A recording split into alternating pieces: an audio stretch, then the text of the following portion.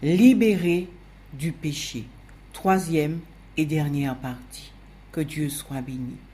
Remettons toutes choses entre ses saintes mains.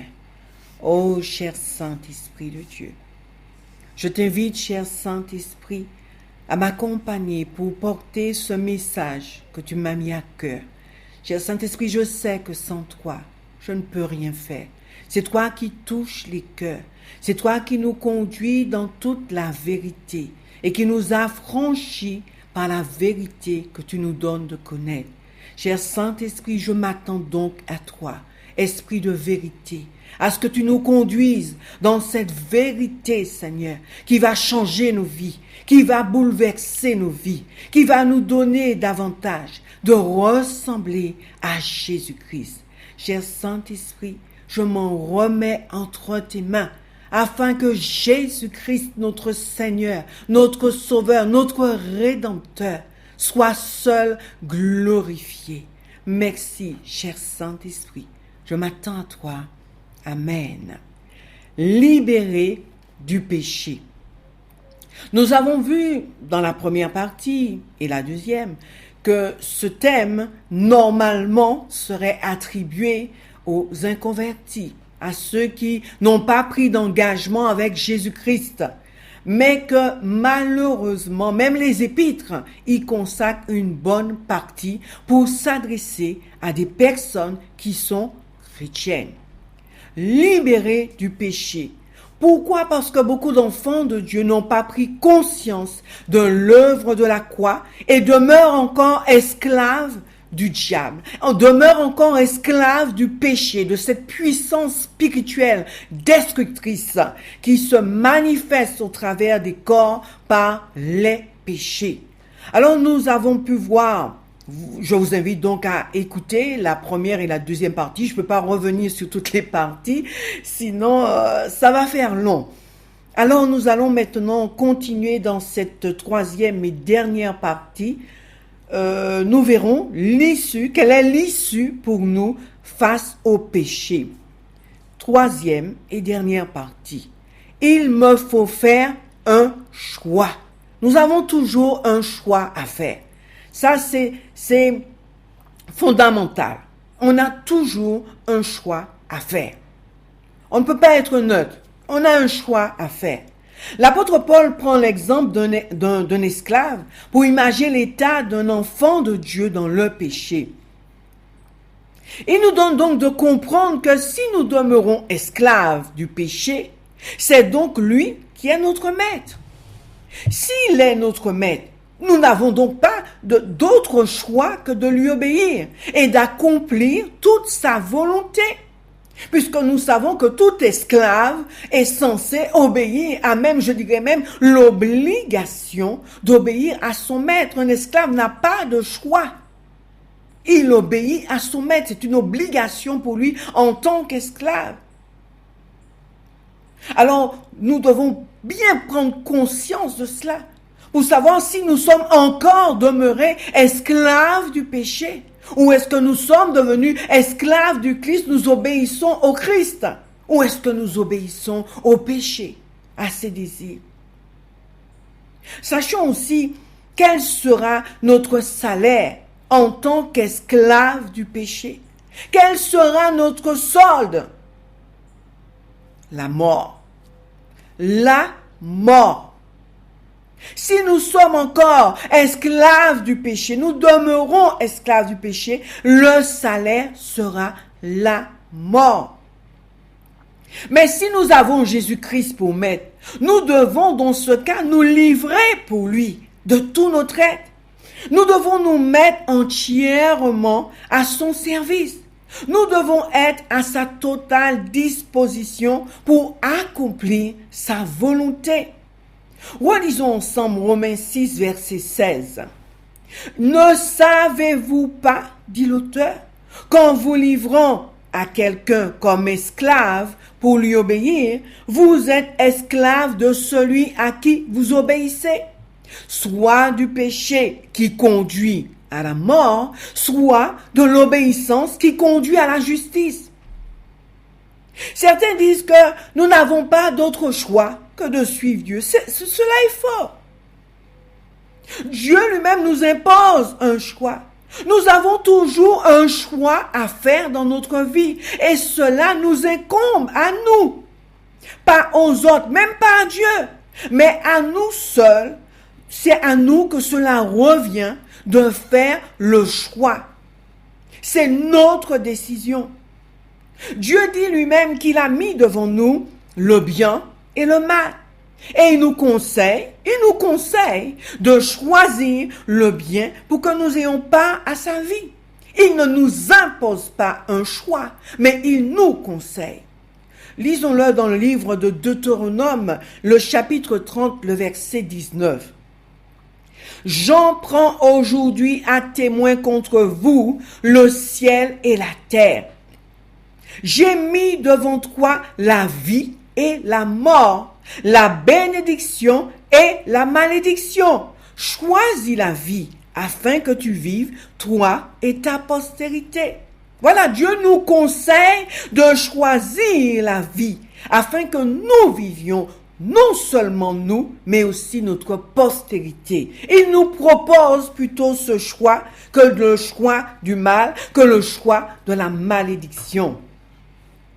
Alors si le solde payé par le péché à ses esclaves est la mort, Dieu le Père nous offre un merveilleux cadeau d'une valeur inestimable. Si nous faisons le choix d'être totalement à Jésus-Christ. Et ce cadeau, c'est quoi?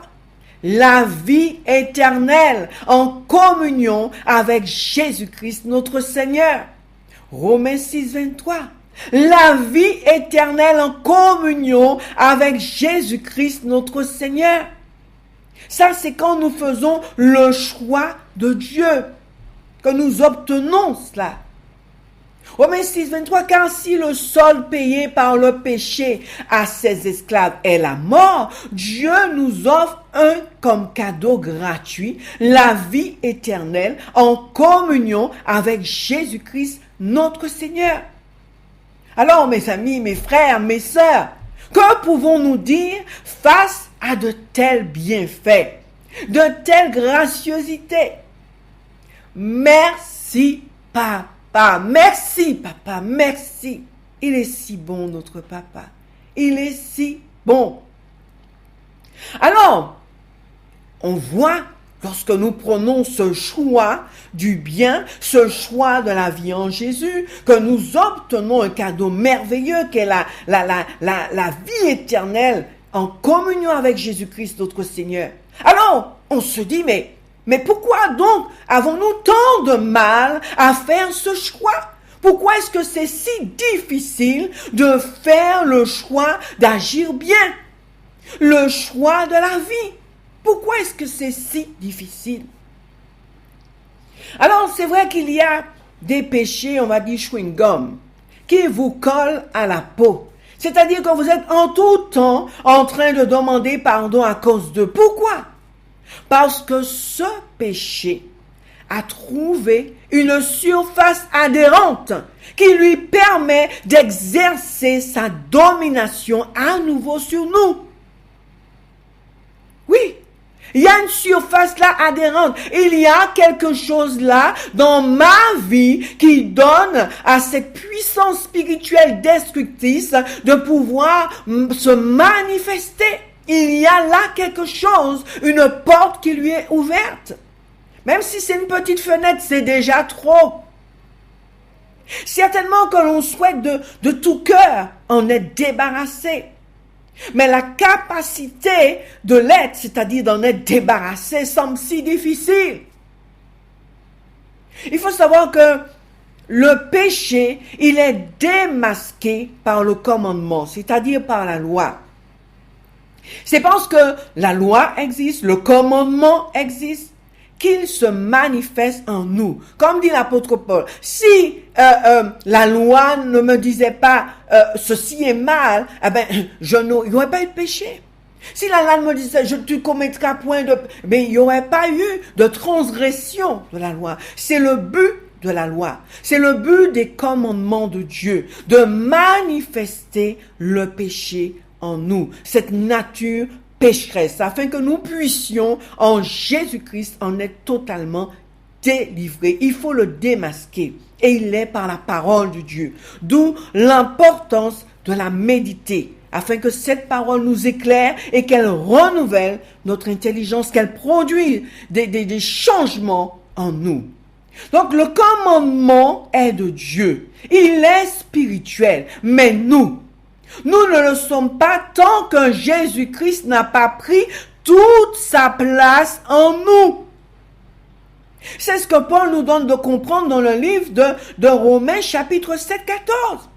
Oui, en tant qu'enfant de Dieu, quand le péché lâche une gomme, c'est que Jésus n'a pas toute sa place en nous.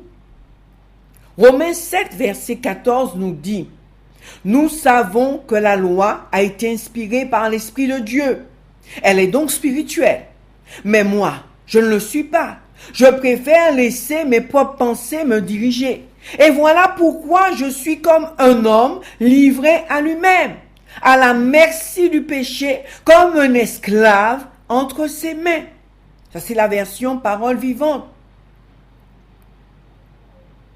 L'apôtre dit, Dieu préfère entendre puisque la loi est spirituelle, mais moi je ne le suis pas. C'est donc l'ouverture pour le péché, pour se manifester en nous, lorsque nous ne sommes pas spirituels. Être spirituel, c'est quoi? C'est être tout simplement conduit par l'Esprit. Ainsi, je produis les œuvres de l'Esprit. Et je deviens un être spirituel, connecté au royaume de Dieu, recherchant les choses du royaume, m'affectionnant des choses du royaume. Mais Paul le dit, il n'était pas encore chrétien. Il n'était pas encore un enfant de Dieu. Donc il dit, la loi était là.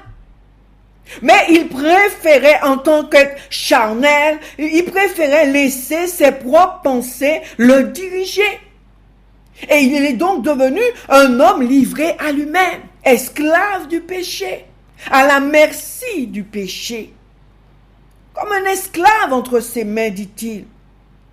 Voilà la conséquence lorsque nous avons pris un engagement avec Jésus au travers des eaux du baptême et que nous demeurons encore charnels. Voilà la conséquence.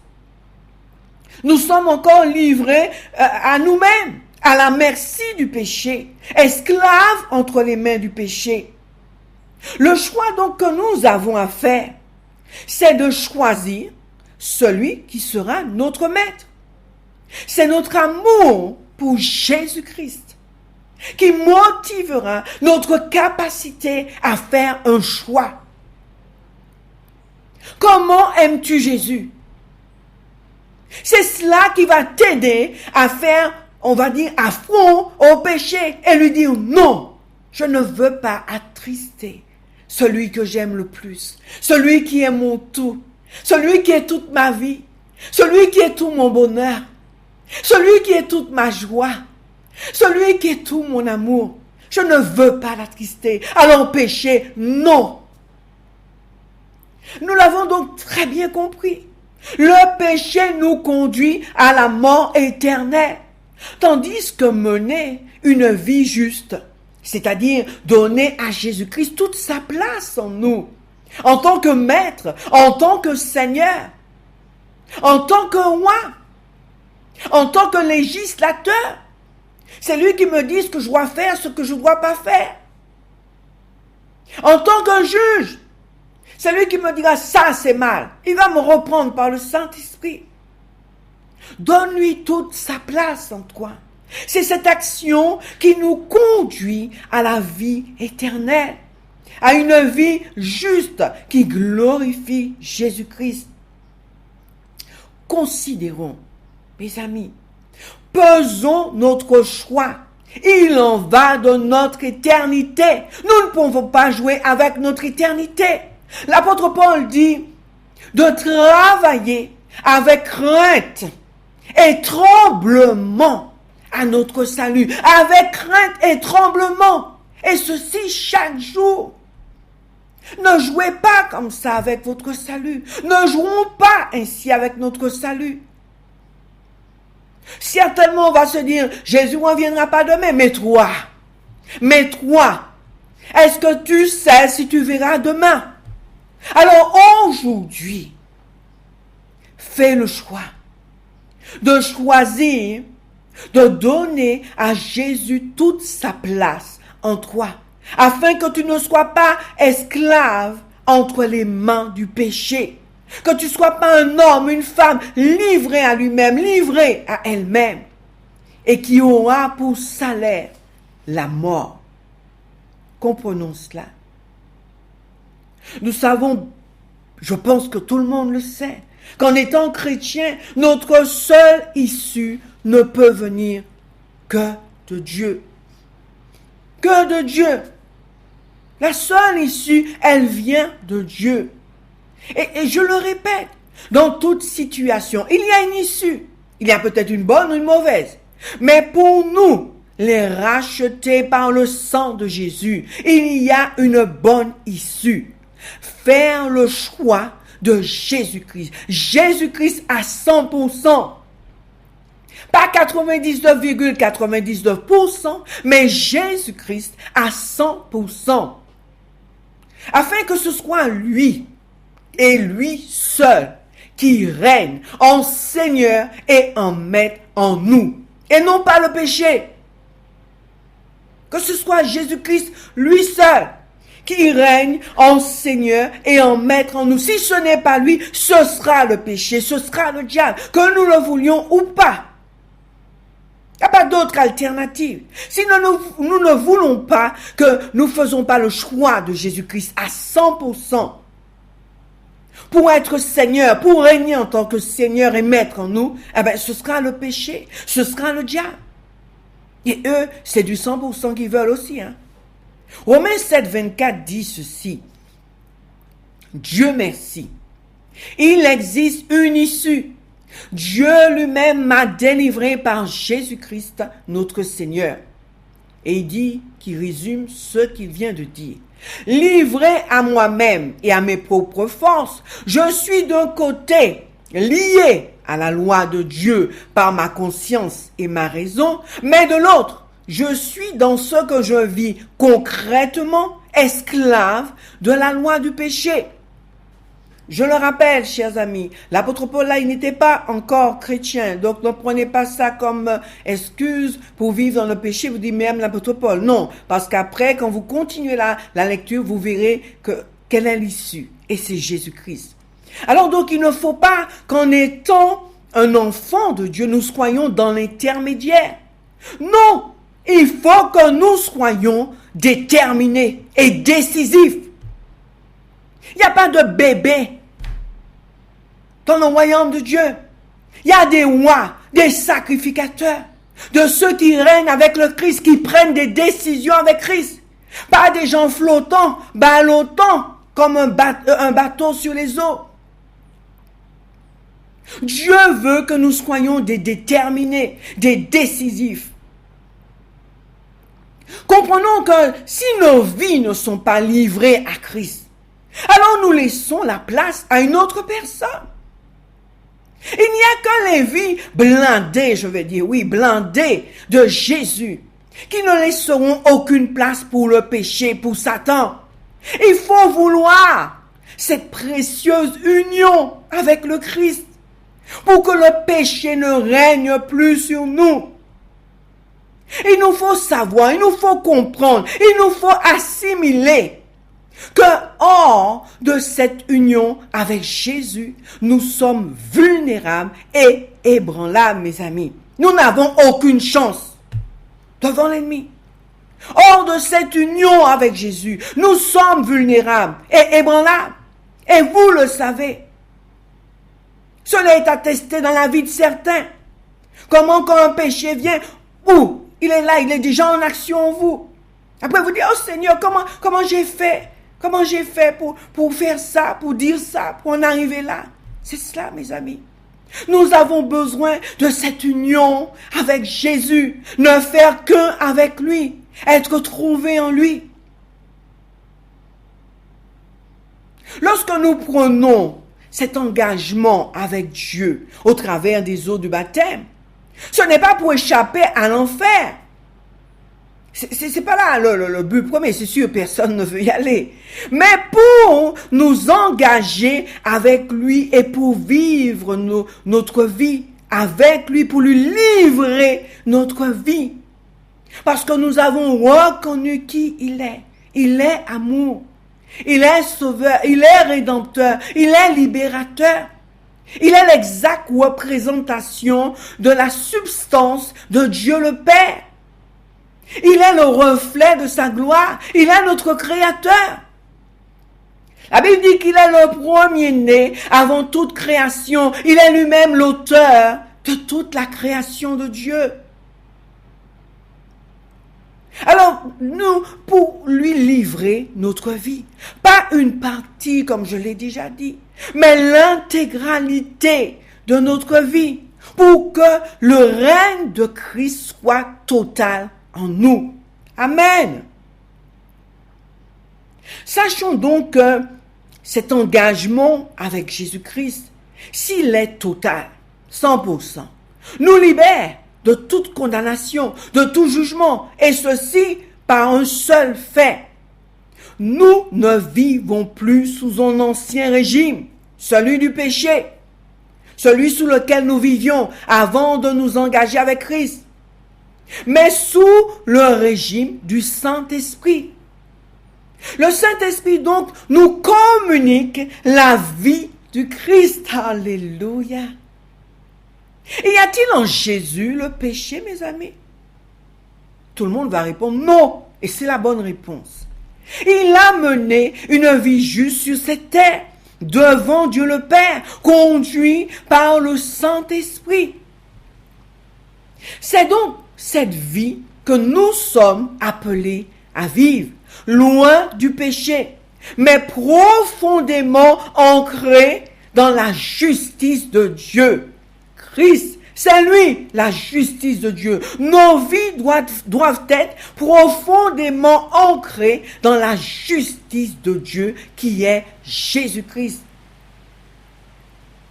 Il y a donc par cette vie totalement livrée à Jésus que nous pourrons, par la puissance du Saint-Esprit, sortir de cet engrenage du péché et de la mort. En étant remplis du Saint-Esprit, conduits par lui, nous échapperons à ce système du mal qui nous conduit à la dévastation, mes amis. C'est vraiment la dévastation. Lorsque nous laissons, en tant qu'enfants de Dieu, nous laissons le péché régner dans nos vies, c'est la dévastation pour notre âme, notre esprit et notre corps. Romains 8, versets 1 et 2 nous dit ceci. Mais maintenant, il n'y a plus de condamnation pour ceux qui appartiennent à Jésus-Christ. Si nous sommes unis à lui, nous n'avons donc à redouter aucune sentence contraire. Car nous vivons à présent sous un nouveau régime, celui du Saint-Esprit. Cet esprit nous donne la vie qui était dans le Christ Jésus et nous introduit dans la communion avec lui. Cette puissance vivifiante de l'esprit me soulève, dit l'apôtre, hors du cercle vicieux du péché et de la mort. Cet ordre nouveau me permet d'échapper au régime du mal qui me menait à la ruine. Nous avons bien compris cela, mes amis. C'est pas nous vivons maintenant sous un nouveau régime, celui du Saint-Esprit, conduit par le Saint-Esprit. Nous sommes devenus des êtres spirituels, conduits par l'Esprit. Et c'est lui qui nous introduit dans cette communion totale et véritable avec le Christ.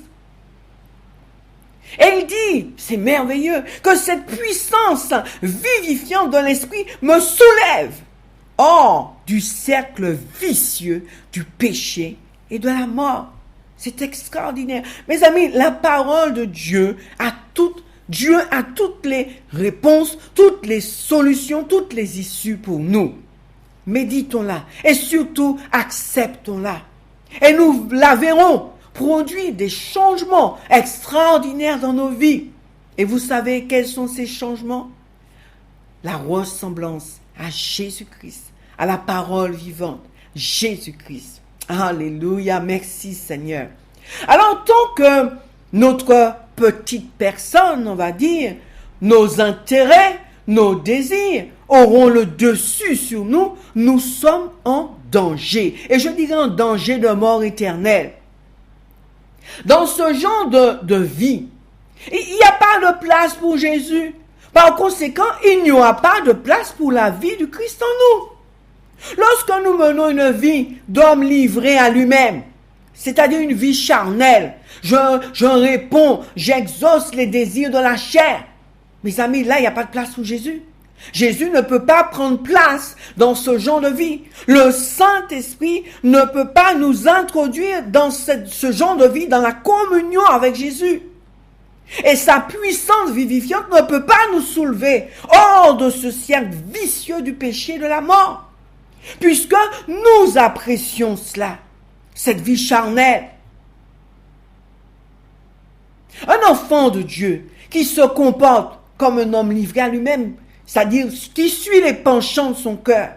Aujourd'hui, il veut goûter à tel ou tel péché et il le fait, sans se soucier des conséquences, sans aucune crainte de Dieu dans son cœur. La crainte de Dieu, mes amis, ce n'est pas la peur de Dieu. La crainte de Dieu, c'est ce profond respect à l'égard de Dieu, ce profond respect à l'égard de l'œuvre de la croix, à l'égard du sang versé de Jésus-Christ à la croix, à l'égard des mains percées, des pieds percés, du côté percé de Jésus-Christ. C'est ce profond respect-là, c'est cela la crainte de Dieu.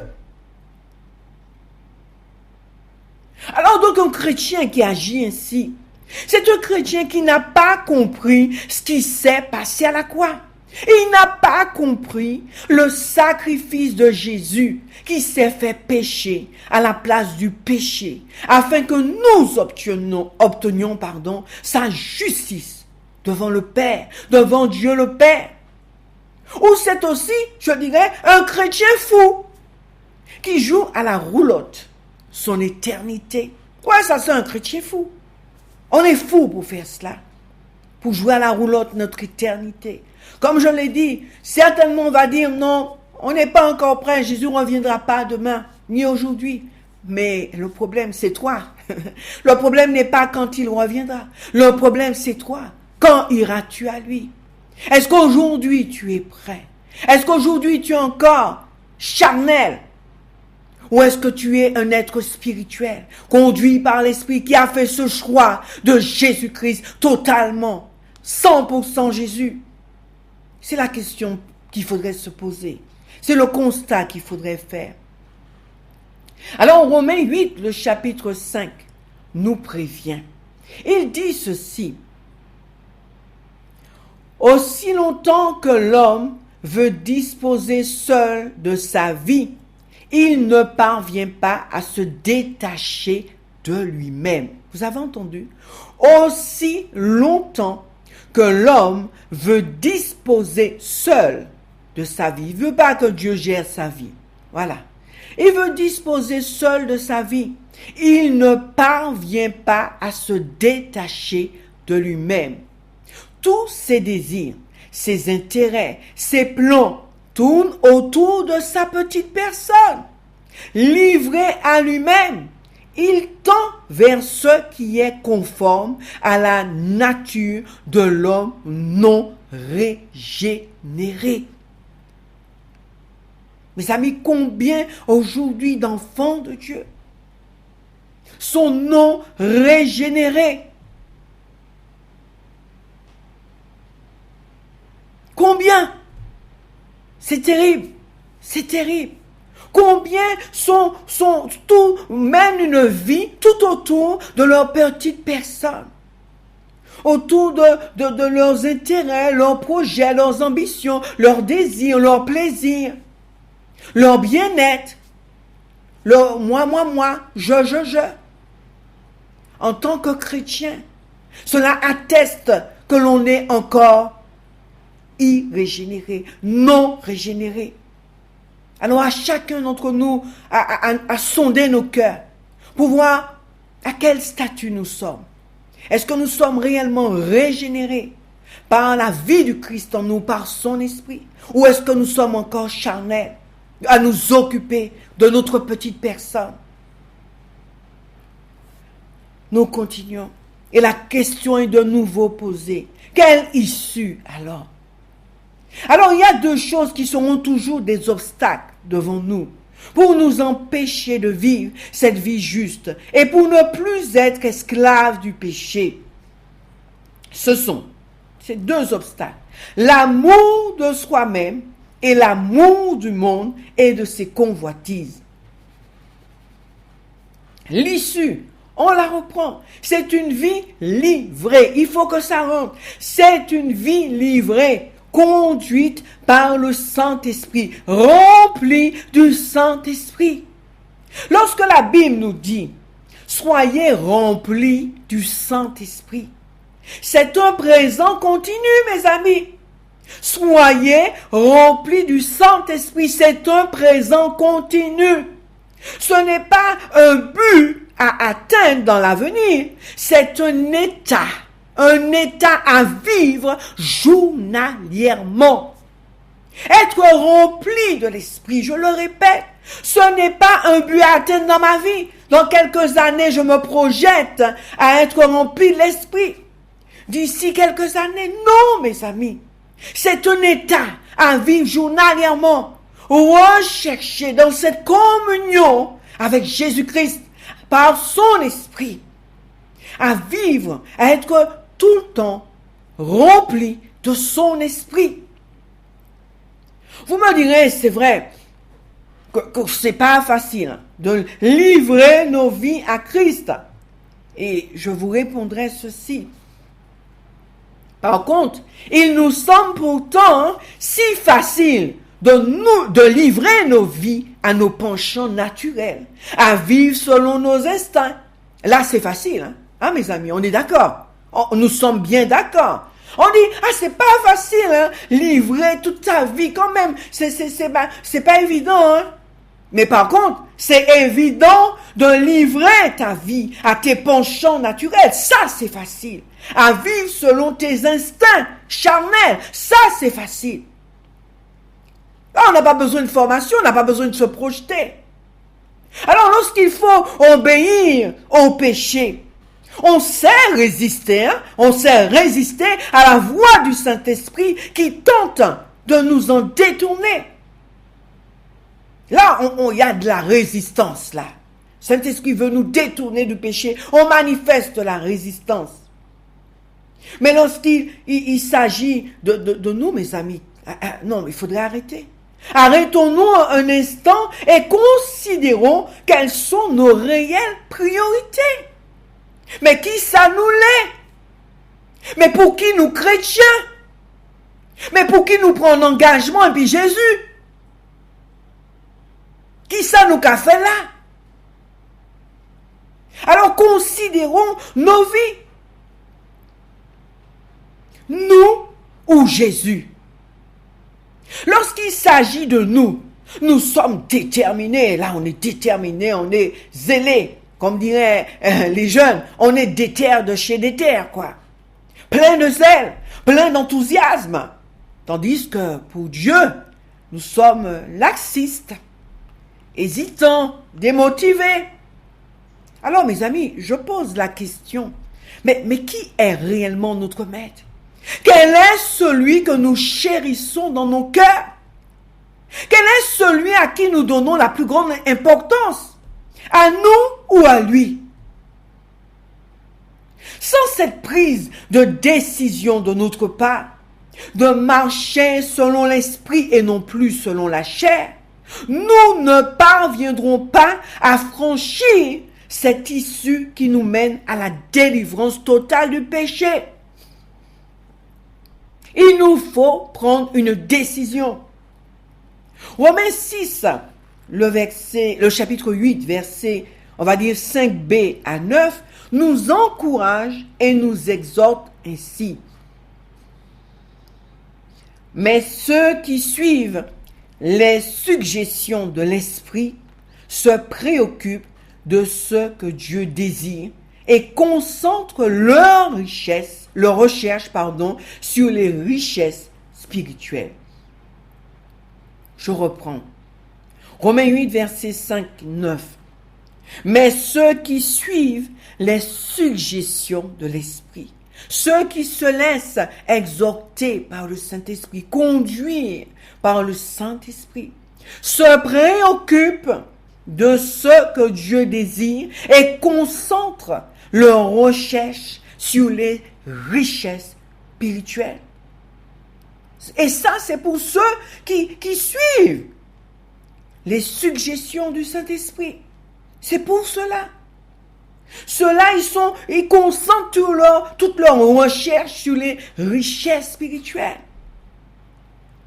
Ils ne concentrent pas toute leur recherche sur qu'est-ce que j'aurai, qu'est-ce que je vais faire, qu'est-ce que une série de jeux. Et il continue, il dit, suivre la pente de l'homme livré à lui-même, se laisser mener par ses instincts, c'est aller à la mort. Mais rechercher la pensée de l'esprit, obéir à ses directives, voilà ce qui nous conduit à la vie et à la paix. La vieille nature de l'homme livré à lui-même est opposée à Dieu. L'homme qui la suit ne se soucie guère d'accomplir la volonté de Dieu exprimée dans sa loi.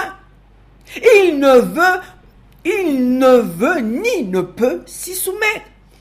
C'est pourquoi aussi longtemps que l'homme vit pour lui-même, pour la satisfaction des désirs de son être naturel, il ne peut, écoutez bien, il ne peut être approuvé de Dieu. Et mes amis, quand vous n'êtes pas approuvé de Dieu, on va dire que c'est fichu. C'est fichu pour nous. Quand on n'est pas approuvé de Dieu. Alors ceux qui suivent leur tendance instinctive ne sauraient plaire à Dieu. Ceux qui suivent leur tendance instinctive ne sauraient plaire à Dieu. Mais vous qui acceptez, vous qui vous laissez conduire par le Saint-Esprit, vous qui êtes spirituel, vous qui recherchez les richesses spirituelles, vous n'êtes plus au service de vos penchants naturels. Vous qui avez donné toute la place à Jésus, vous pour qui il est le plus important. Vous n'êtes plus au service de vos penchants naturels. Vous vivez sous le contrôle de l'Esprit de Dieu. Vous suivez ses injonctions. Si du moins, l'auteur dit, si du moins, il y a une condition. Si du moins, il a fait sa demeure en vous. Évidemment, si quelqu'un n'a pas l'Esprit du Christ en lui, il ne fait pas partie des siens. Ce n'est pas un vrai chrétien. Et ceci se trouve dans la version de la Bible Parole vivante. Et d'ici, du moins, il a fait sa demeure en vous. Si l'Esprit de Dieu a fait sa demeure en nous. Des fois, nous voyons des chrétiens qui... nous voyons des chrétiens qui comment dire cela, qui vivent une manière, mais totalement charnelle. Et là, on ne comprend pas. On se dit, mais qu'est-ce qui se passe? Je ne comprends pas. Pourtant, il est chrétien ou elle est chrétienne. On ne comprend pas. Et d'ici, du moins, il a fait sa demeure en vous. Évidemment, si quelqu'un n'a pas l'Esprit du Christ en lui, il ne fait pas partie des siens. Ce n'est pas un vrai chrétien. Pour franchir donc cette issue, nous devons nous assurer que c'est réellement Jésus-Christ qui est le Seigneur dans notre vie. Être certain que nous sommes remplis du Saint-Esprit journalièrement. Car ce n'est que par lui que nous pouvons livrer à la mort tous les mauvais désirs en nous. Par lui, nous pouvons résister au péché. Nous pouvons lui tenir tête et lui dire non en face. Non. C'est comme une personne qui était sous une quelconque dépendance. Lorsqu'elle a vraiment compris tous les dégâts que causent ces mauvais désirs, ces mauvais besoins dans sa vie, quand elle en est délivrée, elle trouve la force de dire non. Toutes les fois où ses désirs refont surface, parce qu'elle sait, elle a compris ce à quoi elle a échappé. Il en est de même pour nous, enfants de Dieu. Nous connaissons les conséquences d'une vie non livrée à Christ, d'une vie dans le péché. Et nous savons quelle en est la finalité. C'est la mort. De ce fait, saisissons les bras du Saint-Esprit pour trouver la force de dire non au péché. Non, non. Quand il voudra assouvir sa soif, repensons à l'œuvre de la croix. Repensons au sacrifice de Jésus, à son sang versé sur cette croix, à ses mains percées, ses pieds percés, son côté percé. Cette couronne d'épines, ces moqueries qu'il a supportées à cause de nous. Parce que ne l'oublions pas, la croix était pour nous, mes amis. Elle était pour nous. Que nous est-il dit dans le livre de Romains au chapitre 8, versets 10 à 14? Il est dit ceci. Si par contre le Christ vit en vous, par son esprit, vous êtes devenus des hommes nouveaux. Votre corps a beau rester mortel à cause du péché, votre être intérieur est vivifié par l'esprit parce que vous avez été déclarés justes. Non pas à cause de nos œuvres, mes amis, mais à cause de l'œuvre de la croix, du sacrifice de Jésus. Continuons. Et si l'esprit de celui qui a ressuscité Jésus d'entre les morts habite en vous, alors celui qui a donné à Jésus une vie nouvelle fera aussi revivre vos corps mortels par son esprit qui demeure maintenant en vous. Voilà pourquoi, chers frères, nous ne sommes plus tributaires de nos instincts. Nous ne sommes plus leurs esclaves. Si nous avons des obligations, ce n'est plus envers l'homme livré à lui-même, c'est-à-dire la nature charnelle, le vieil homme. Nous ne sommes plus obligés d'accomplir ce qu'il exige de nous. Nous n'avons plus d'obligation envers lui. Alors si vous continuez à suivre ces impulsions du vieil homme et à le laisser régner en vous, vous marchez vers la mort, mes amis. Il n'y a pas d'autre alternative. Si vous continuez sur cette route à vivre ainsi, à laisser l'homme livré à lui-même, à laisser le vieil homme, votre vieille nature charnelle, régner en vous. La Bible dit, vous marchez vers la mort. Si par contre, j'aime ça, Dieu a toujours une issue. Si par contre, par la puissance du Saint-Esprit, vous livrez à la mort les actes mauvais que vous accomplissez dans votre corps charnel, vous vivrez réellement. Car ceux qui se laissent diriger par l'Esprit de Dieu sont fils de Dieu. Je le reprends. Ceux qui se laissent diriger par l'Esprit de Dieu sont fils de Dieu. C'est catégorique. Si tu ne te soumets pas au Saint-Esprit, tu n'es pas fils de Dieu. Si tu résistes au Saint-Esprit, tu n'es pas fils de Dieu. Ce n'est pas moi qui le dis, c'est la Bible qui le dit. Comme le Seigneur Jésus l'a dit. Il a dit, ce n'est pas moi qui vous juge, mais c'est cette parole que vous rejetez. C'est elle qui vous juge. La Bible dit que ce sont ceux qui se laissent diriger par l'Esprit de Dieu, qui sont fils de Dieu. À partir du moment où je ne suis pas conduit par l'Esprit de Dieu, Dieu ne me considère pas comme l'un de ses fils. Alors une question doit jaillir de nos cœurs après la lecture de ce passage. Mais comment faire pour vivre cette vie juste, libérée du péché? Comment faire? Par le Saint-Esprit.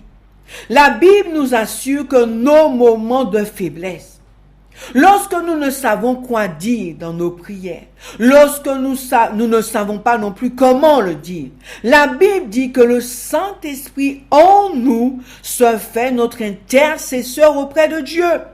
Il nous aide, nous montre comment prier, comment saisir la victoire sur le péché, acquis par Jésus-Christ notre Seigneur à la croix de Golgotha pour chacun de nous. Romains 8, versets 26 et 27 attestent ceci. Et dit, ce même esprit qui nourrit notre espérance nous soutient. Il nous prend en charge avec nos faiblesses et nous aide dans nos limitations présentes. Il vient à notre secours quand nous prions. De nous-mêmes, nous ne connaissons guère nos droits et nos devoirs en nous approchant de Dieu. Nous ne savons pas prier efficacement. Nous ne trouvons pas les paroles justes. Alors, l'Esprit lui-même intervient et plaide en notre faveur. C'est lui qui intercède en nous, sans parole, dans ces soupirs qui montent du plus profond de nos cœurs. Et Dieu qui lit dans les cœurs et il scrute les pensées les plus secrètes. Vous voyez, mes amis, nos pensées ne sont pas cachées. Hein? Il scrute les pensées les plus secrètes, comprend le langage de l'esprit. Il connaît ses aspirations. Il sait discerner le sens de ses soupirs, car l'Esprit intercède pour nous, son peuple, en harmonie avec la volonté de Dieu. Alléluia. Il intercède pour nous en harmonie avec la volonté de Dieu. Là, c'est la version de la Bible Parole Vivante. Romains 8, versets 26 et 27. Mes amis, frères, sœurs, nous pouvons vivre cela, car la condition que le Saint-Esprit vit en nous et que nous sommes en parfaite harmonie avec lui. C'est-à-dire que nous menons une vie d'obéissance en conformité avec la parole de Dieu. Ce n'est pas parce que je prie en langue du matin au soir, mais que ma vie ne reflète pas celle du Christ et que ma vie ne la reflète pas. Je ne peux pas dire que je suis conduit par l'Esprit de Dieu, que je suis un fils de Dieu. C'est toute ma vie qui doit témoigner que l'Esprit de Dieu demeure en moi, que l'Esprit de Jésus est en moi. C'est la condition. Être en parfaite harmonie avec lui, être conduit par lui. Et cela, il va nous conduire à mener une vie d'obéissance en conformité avec la parole de Dieu, avec les commandements de Dieu. Alors, comment faire encore? Le Seigneur a des issues pour nous. Comment faire encore? En nous fixant un but. Lequel? La gloire de Dieu. C'est notre but, la gloire de Dieu. La Bible dit que nous avons été créés, nous existons pour manifester la gloire de Dieu, sa présence dans nos vies par son esprit. Alors lorsque nous plongeons nos regards dans les promesses de Dieu, nous n'avons qu'un désir, celui de ne pas passer à côté de cette gloire à venir. D'être dans la présence totale de Dieu le Père, de Dieu Jésus-Christ, le Saint-Esprit. Cette gloire nous conduit à être semblables à lui, semblables à Jésus. Quand nous comprenons cela, mes frères, mes sœurs, nous trouvons en nous la force par le Saint-Esprit de dire non au péché. Car nos yeux ne sont fixés que sur une personne en qui se trouve toute la plénitude de Dieu, Jésus-Christ.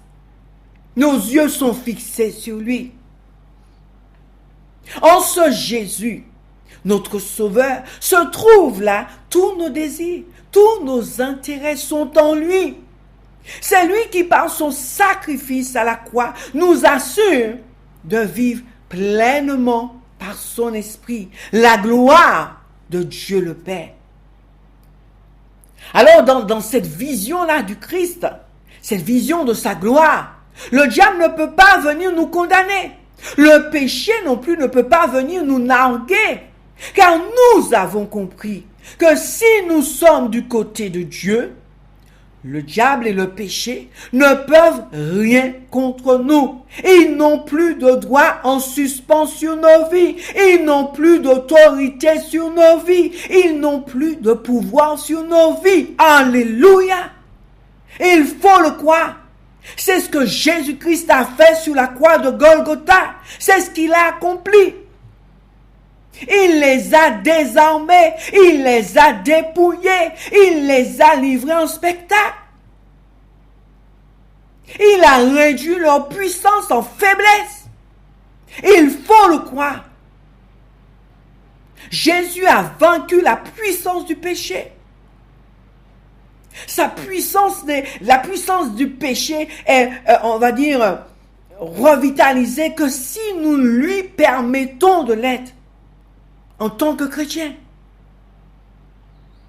C'est nous, c'est notre choix, notre décision. Alors, être du côté de Dieu, c'est quoi? C'est marcher dans l'obéissance à sa parole. C'est s'efforcer de mener une vie juste, une vie qui plaît à Dieu, une vie où Jésus-Christ est honoré, où sa vie, sa personne est reconnue en nous, est glorifiée en nous, est manifestée en nous. Lisons Romains 8, versets 31 à 34, dans la version de la Bible Parole Vivante. Il est dit ceci, « Que dire de plus? Si Dieu se place ainsi de notre côté, qui peut tenir contre nous? Il n'a même pas épargné son propre Fils, mais l'a sacrifié pour nous sauver tous. Comment ne nous donnerait-il pas aussi tout ce dont il désire nous combler? Qui osera accuser les élus de Dieu? Dieu lui-même les déclare justes et les acquitte. Qui pourrait les condamner? Celui qui a subi la peine de mort pour eux, c'est Jésus-Christ, bien plus. Il est ressuscité. Il est assis à la droite du Père. Il est assis à la droite de Dieu et il plaide notre cause. Alors mes amis, Jésus est en train de plaider notre cause à la droite du Père. Nous ne pouvons pas porter encore d'autres souffrances dans son cœur en marchant sous la voie du mal, en étant encore esclaves du péché. Ne le faisons pas pleurer comme il a pleuré devant le tombeau de Lazare. Ne le faisons pas pleurer, gémir à cause de nous.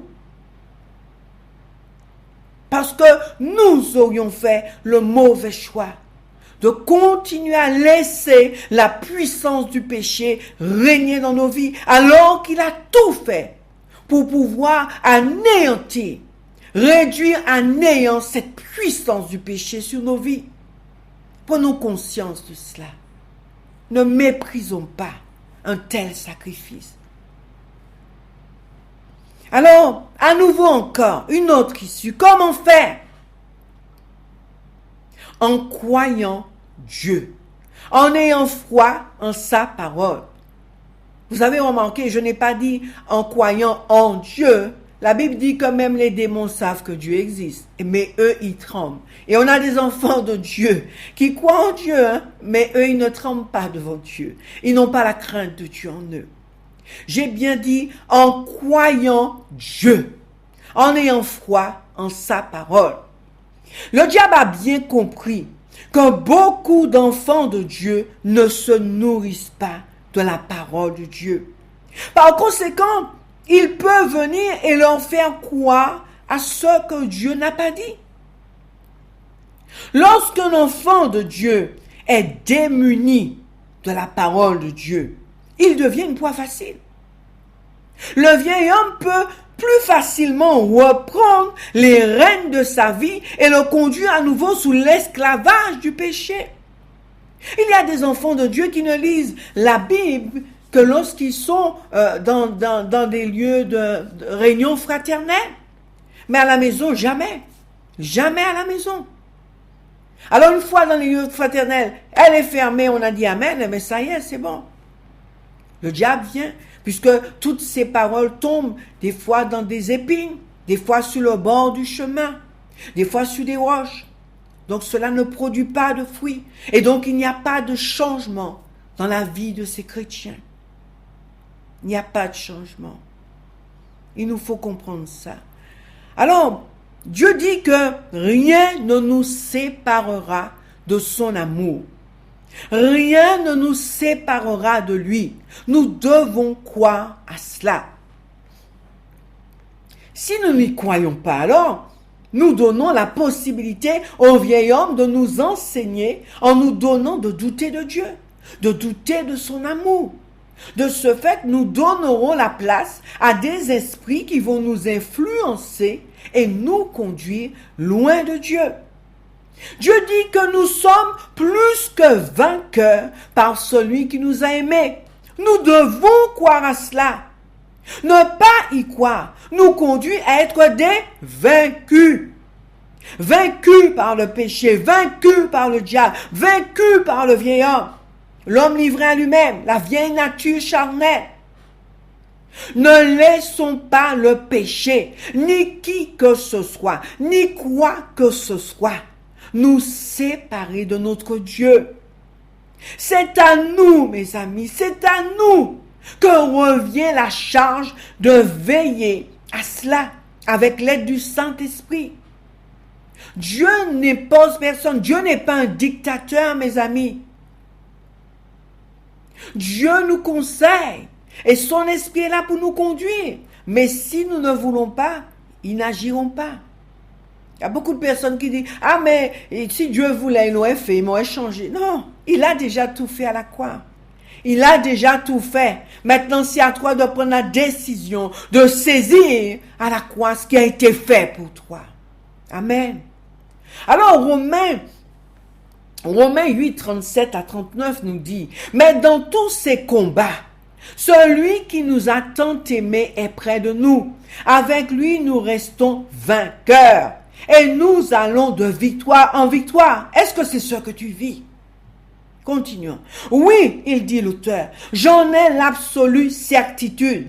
Rien ne pourra nous séparer à l'amour, nous arracher à l'amour de Dieu. Ni la mort, ni la vie, ni les anges, ni les puissances infernales, ni les dangers présents, ni les certitudes de l'avenir. Entendez bien, ni les certitudes de l'avenir.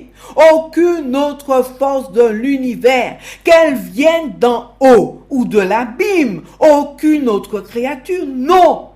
Rien au monde ne peut mettre de séparation entre nous et l'amour que Dieu nous a témoigné en Jésus-Christ notre Seigneur et dont nous jouissons en communion avec lui. Alléluia, alléluia. Rien ne pourra nous séparer de l'amour de Dieu manifesté en Jésus-Christ pour nous à la croix. Il nous faut le croire et il nous faut vivre pour cela. Rien, mes amis. Croire en la parole de Dieu, c'est prendre Dieu au sérieux. Dès lors que vous doutez de sa parole, vous ouvrez une porte dans votre cœur pour autre chose que la vérité. Les fausses doctrines, des paroles de culpabilité, la peur, la défaite, toutes sortes de choses. Il nous faut croire Dieu. Il nous faut prendre Dieu au sérieux. Quand il parle dans sa parole, prenons-le au sérieux. Plaçons notre foi en ce que Dieu dit. Lorsque nous plaçons notre foi en ce que Dieu dit, cela maintient le diable et le vieil homme, notre vieille nature, en échec. C'est à nous qu'incombe la décision de croire en Dieu. La foi est une décision. Et c'est à nous de prendre cette décision. C'est pas le voisin, c'est pas le conjoint, la conjointe, les enfants, le berger, l'apôtre. Non! C'est à nous qu'incombe cette décision de croire Dieu, de faire confiance à Dieu, de prendre Dieu au sérieux. Si nous ne voulons plus être des esclaves du péché, c'est à nous de le décider. C'est à nous de faire violence avec l'aide du Saint-Esprit pour nous tenir loin du péché et vivre une vie juste. C'est à nous de le faire. C'est notre décision. Dieu le Père a tout accompli sur la croix pour nous en Jésus-Christ. Et il ne fera rien d'autre, mes amis. Maintenant, c'est à nous de faire notre part. Il ne va pas à nouveau crucifier Jésus. Il l'a déjà fait une fois pour toutes. Il a été sacrificateur une fois pour toutes. Nous devons le comprendre. Nous n'avons aucune excuse pour mener une vie dans le péché. Aucune excuse, mes amis. Méditons sur cela. Je le répète, mes amis, nous n'avons donc aucune excuse pour mener une vie dans le péché. Pas d'excuse pour pécher. On n'a pas d'excuse. On ne peut pas trouver des excuses pour pécher. Face à la croix, face à ce que Jésus a fait pour nous à la croix, on ne peut pas trouver d'excuses. Ce n'est pas possible. Moi, je dis dans ce sens, alors nous ne sommes pas des chrétiens. Un chrétien ne peut pas émettre aucune excuse pour cela. Jésus a tout fait pour nous sur la croix. Il serait temps pour nous d'en prendre réellement conscience et de vivre face à cela, de mener une vie qui le glorifie, qui l'honore. C'est à nous de veiller à marcher dans sa lumière avec l'aide du Saint-Esprit, afin que chaque jour nous demeurions dans cette purification, loin du péché. L'apôtre Jean nous donne la voie à suivre. Marcher dans la lumière du Christ, afin d'être pleinement en communion les uns avec les autres et au travers de cette vie consacrée à Dieu. Nous pourrons ainsi bénéficier de la purification du sang de Jésus lorsqu'il nous arrivera de pécher involontairement. Pas volontairement, rappelez-vous, il n'y a pas de pardon lorsque nous péchons volontairement. Le Seigneur a dit, il n'y a pas d'autre sacrifice à faire pour cela. Prenez conscience de cela. 1 Jean 1, première épître de Jean, chapitre 1er, le verset 7 nous dit, si par contre nous vivons dans la lumière, tout comme Dieu lui-même est dans la lumière, alors nous sommes vraiment en communion les uns avec les autres. Et le sang répandu pour nous par Jésus son Fils nous purifie du péché sous toutes ses formes. Alors, est-ce que nous pouvons dire cela? Je ne savais pas que c'était un péché.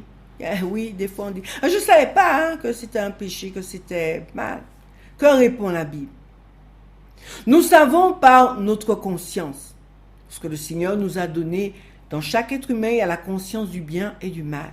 Alors par notre conscience, par le Saint-Esprit, nous savons ce qui est bien, ce qui est mal. Même ceux qui ne sont pas enfants de Dieu ont cette conscience.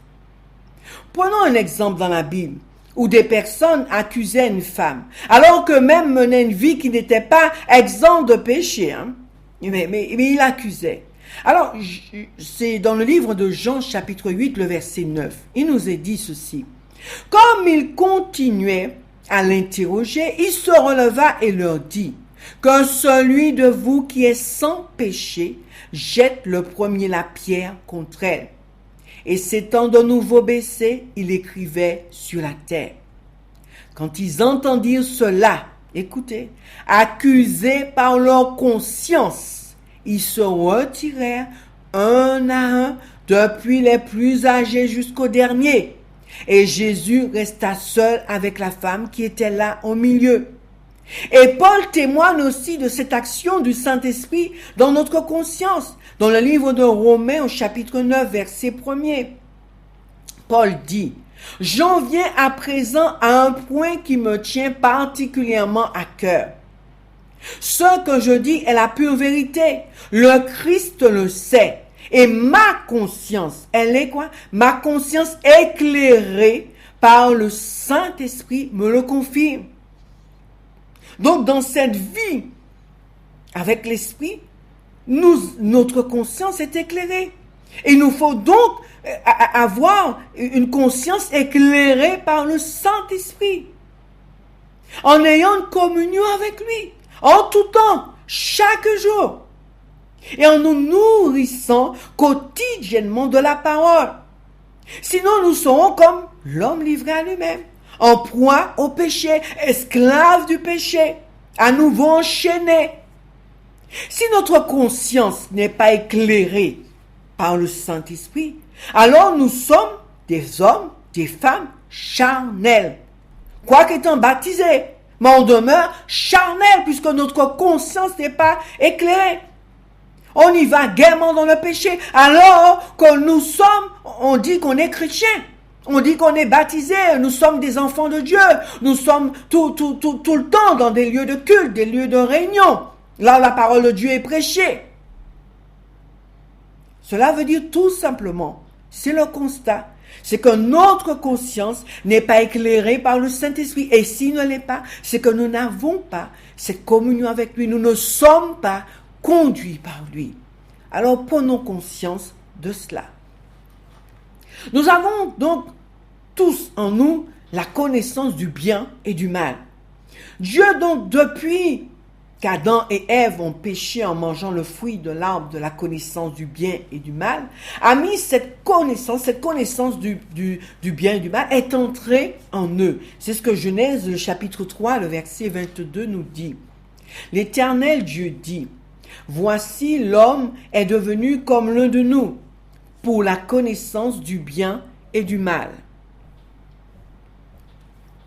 Empêchons-le maintenant d'avancer sa main, de prendre de l'arbre de la vie, d'en manger et de vivre éternellement. » Il a dit: « Maintenant l'homme est devenu comme l'un de nous pour la connaissance du bien et du mal. » Et Deutéronome 30, verset 15 dit: « Voici, je mets aujourd'hui devant toi la vie et le bien, la mort et le mal. » Fais ton choix. Fais ton choix. Je conseille que nous prenions la vie et le bien. Tu me suis? Ok. Ah bon, on choisit la vie et le bien. On choisit Jésus. On choisit Dieu. On choisit le Saint-Esprit. Lorsque nous fixons nos yeux sur l'œuvre de la croix, mes amis, nous sommes tous amenés à faire ce choix. Jésus-Christ, 100% Jésus. Vie livrée pour Jésus-Christ, totalement livrée. On n'a aucune part dans cette vie. Comme Abraham, on ne sait pas où il va nous mener, mais nous partons pour lui. Nous nous levons pour lui. Alléluia. Que Dieu soit béni. Alors nous allons terminer cette troisième partie par un rappel. Nous avons donc à lutter contre le péché. J'espère que nous l'avons vraiment compris. Soutenons-nous ensemble, disons-le. Nous avons à lutter contre le péché. Rappelons-nous de ce que Jésus a souffert à la croix à cause du péché. Alors nous avons à lutter contre lui. Ne méprisons pas son sacrifice. Ne méprisons pas son sang versé à la croix. Ne méprisons pas cela. Alors pour, comme je l'ai dit, conclure cet enseignement, ce message, j'insiste sur ce point. Nous ne devons pas rester passifs, c'est-à-dire rester là sans rien faire. Et dire que nous n'y pouvons rien si nous sommes faibles face au péché. Comme certains chants qui disent « pauvre pécheur ». Il y a des chrétiens qui chantent ce genre de chant. « Pauvre pécheur ». Mais nous ne sommes pas de pauvres pécheurs. Nous avons été rachetés par le sang de Jésus. Alléluia. Nous ne sommes pas des pauvres pécheurs. Alors arrêtez cela. Arrêtez cela. Vous êtes des vainqueurs, des victorieux, par Jésus, en Jésus. Voilà ce que nous sommes. Pas des pauvres pécheurs. Ça, c'est un mensonge du diable. Alors, lorsque nous avons compris que Jésus s'est fait pécher à la place du péché, afin que nous reçussions la justification devant Dieu le Père, alors nous ne pouvons plus pécher volontairement. Il arrive des fois, comme l'apôtre Jean dit, s'il vous arrive de pécher, c'est une éventualité, c'est pas quelque chose de permanent, de récurrent. Il dit bien s'il vous arrive, d'accord, de pécher. Parce que il peut arriver, on est là tranquille, quelqu'un vient, nous pousse, ou bien on est là, déjà on est fatigué, vous pousse et vous criez, vous dites, et voilà, vous dites, oh Seigneur, pardon, je n'ai pas donné un bon témoin. Et tout de suite, vous demandez pardon, Seigneur. Ou bien des fois, vous êtes là avec des gens qui ont fait une plaisanterie, mais sous le coup, vous avez ri comme tout le monde. Mais le Saint-Esprit après vous dit, non, mais cette plaisanterie, elle n'était pas bien. Et là, tout de suite, vous dites, oh oui, Seigneur, c'est vrai, pardon, Seigneur, pardon. D'accord? Donc, nous ne pouvons plus pécher volontairement. Retenez cela. Nous ne pouvons plus pécher volontairement si réellement nous sommes fils de Dieu, conduits par l'Esprit de Dieu. Amen. Alors, nous allons lire quelques passages dans la Bible. Déjà en premier lieu, Isaïe 53, le verset 6 qui nous dit « Nous étions tous errants comme des brebis, chacun suivait sa propre voie, et l'Éternel a fait retomber sur lui l'iniquité de nous tous. » Saisissons cette parole. Isaïe 53, verset 9 dit « Quoiqu'il n'eût point commis de violence et qu'il n'eût point de fraude dans sa bouche. » Jésus n'avait rien fait. Il s'est donné à la croix pour nos violences à nous, pour nos fraudes à nous. Alors ne méprisons pas l'œuvre de la croix, en acceptant que le péché règne dans nos vies. 1 Pierre chapitre 2, verset 24. Lui qui a porté lui-même nos péchés en son corps sur le bois, afin que, morts au péché, nous vivions pour la justice. Vous avez vu, mes amis, afin que nous sommes morts au péché. Nous n'avons plus à répondre à ces injonctions, à ces appels, à ces désirs. Nous sommes morts au péché, afin que nous puissions vivre pour la justice de Dieu. 2 Corinthiens 5, chapitre 5, verset 21 nous dit « Celui qui n'a point connu le péché, il l'a fait devenir péché pour nous, afin que nous devenions en lui justice de Dieu. » Lorsque nous lisons et comprenons ces différents passages bibliques, nous ne pouvons pas traiter à la légère le péché. Cela doit nous pousser à le faire. À le haïr. Nous devons, face à cela, haïr le péché, face au sacrifice de Jésus. Car celui que nous aimons, je l'espère, a souffert à la croix à notre place, à cause du péché. C'était notre place sur la croix. Si nous sommes réellement des enfants de Dieu dignes de ce titre, nous devons combattre le péché jusqu'au sang, ayant cette pleine connaissance de ce que Jésus notre Seigneur a dû subir à cause du péché. Nous ne devons plus lui donner l'occasion d'insulter le sacrifice de Jésus pour nous à la croix. Et c'est pas le péché, insulter Jésus, insulter l'œuvre de la croix. L'auteur du livre des Hébreux nous encourage dans ce sens à lutter contre le péché jusqu'au sang. Même si notre vie est en danger, nous devons lui résister. Pour Jésus, à cause de son sacrifice, nous devons lui résister. Il n'a pas souffert en vain. Prenons l'exemple de Genèse. Vous connaissez l'histoire de Genèse, de Joseph, dans le livre de la Genèse, le chapitre 39, versets 6 à 16.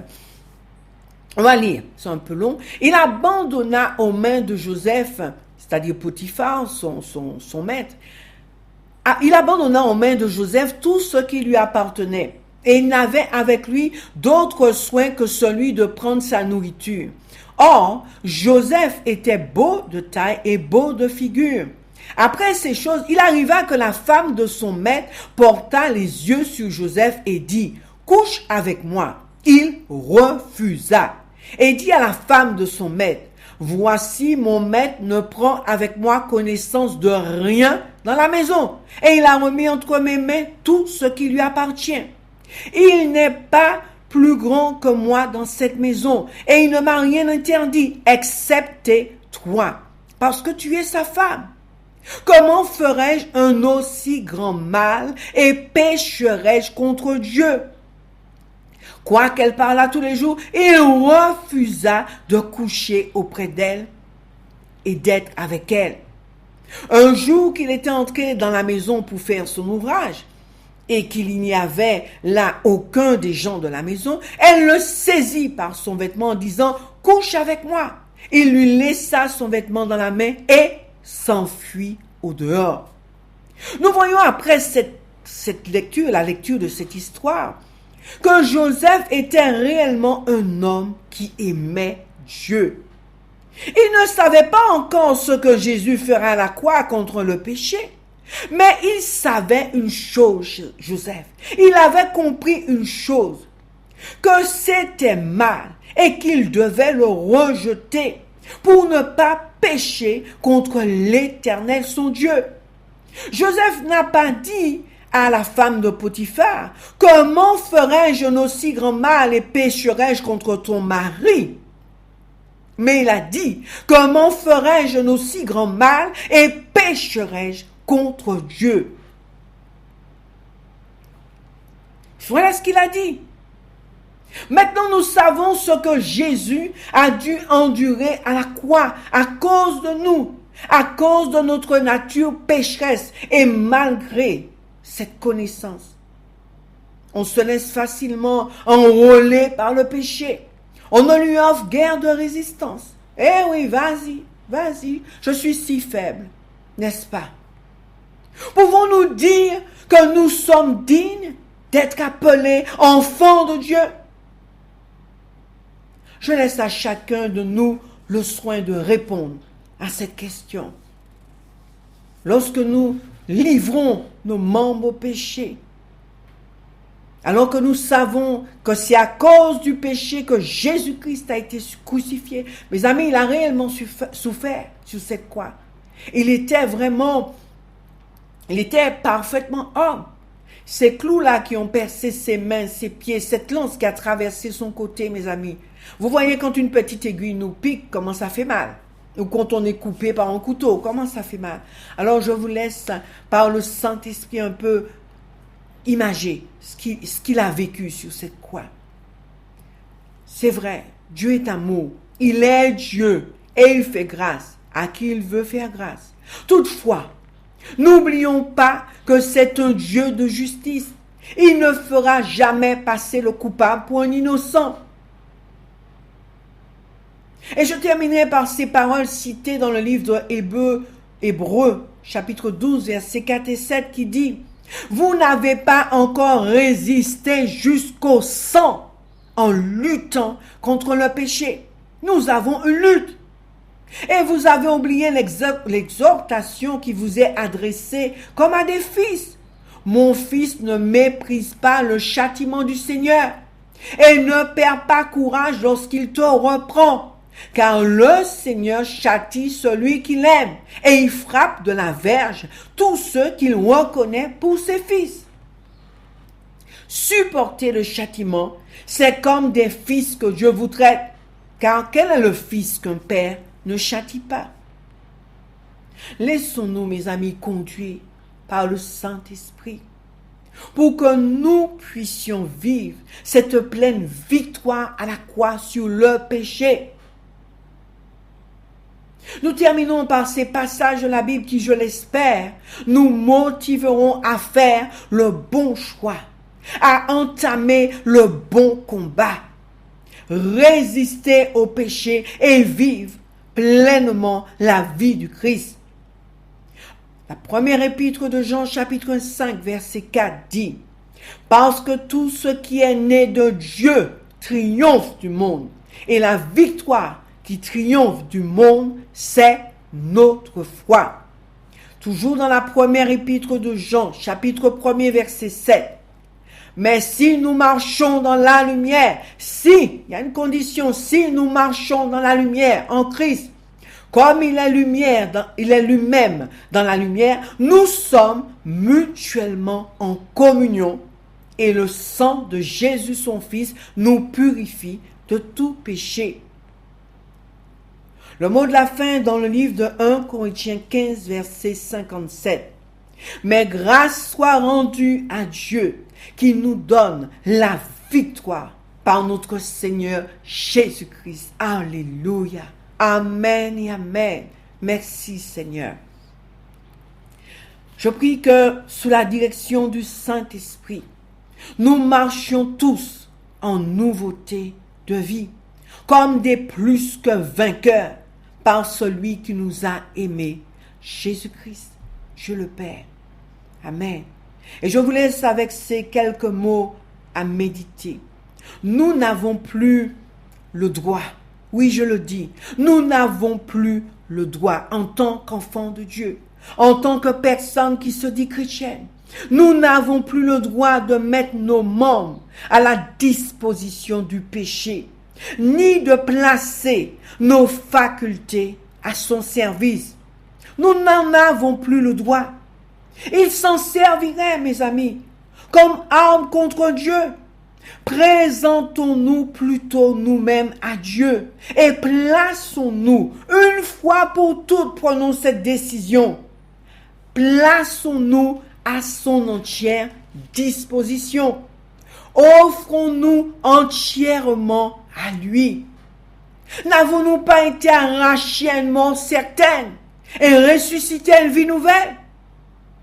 Consacrons donc nos facultés au service de Dieu et faisons de nos membres des instruments de sa volonté.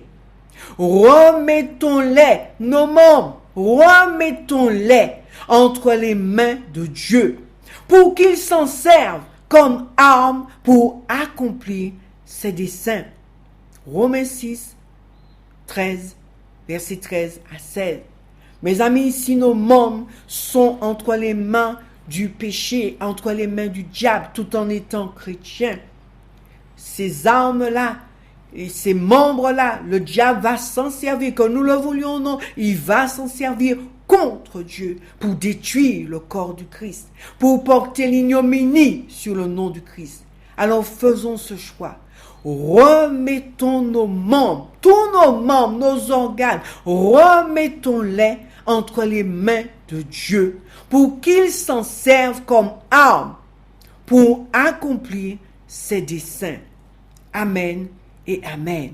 Que Dieu soit béni, que Dieu soit glorifié. Je prie vraiment que ces paroles, par le Saint-Esprit de Dieu, ont pu briser beaucoup de chaînes dans beaucoup de vies et que beaucoup vont prendre cette décision de livrer leurs membres, leurs organes, tout leur être à Dieu, entre les mains de Dieu, pour qu'ils s'en servent comme armes pour accomplir ses desseins. Mes amis, ne l'oubliez pas, Dieu n'utilisera jamais ce qui est charnel pour accomplir ses desseins, mais il utilisera ce qui est spirituel, ce qui est de l'esprit pour accomplir ses desseins. Tu veux que Dieu t'utilise comme arme pour accomplir ses desseins? Alors, prends cette décision. Lutte contre le péché, rejette le péché, refuse le péché dans ta vie. Et livre-toi à Dieu comme esclave à Jésus-Christ. Et Dieu t'utilisera. Et laisse-toi conduire par le Saint-Esprit. Chaque jour, sois rempli de lui.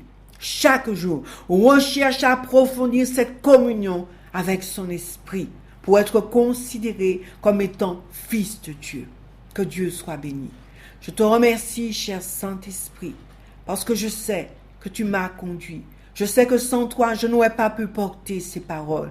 Et je te remercie, cher Saint-Esprit, parce que c'est toi seul qui peux saisir ces paroles qui sont de toi, je le crois, pour porter du fruit dans les cœurs de tous ceux qui vont les écouter et les recevoir avec douceur. Seigneur, je te remercie pour tous ces frères, toutes ces sœurs qui vont revenir, qui vont être fortifiés et qui vont se lever en tant que vainqueurs face au péché. Et Jésus-Christ sera glorifié. Seigneur, merci encore pour ton assistance, cher Saint-Esprit. Merci. Amen. Au service de mon Maître et pour toujours. Amen.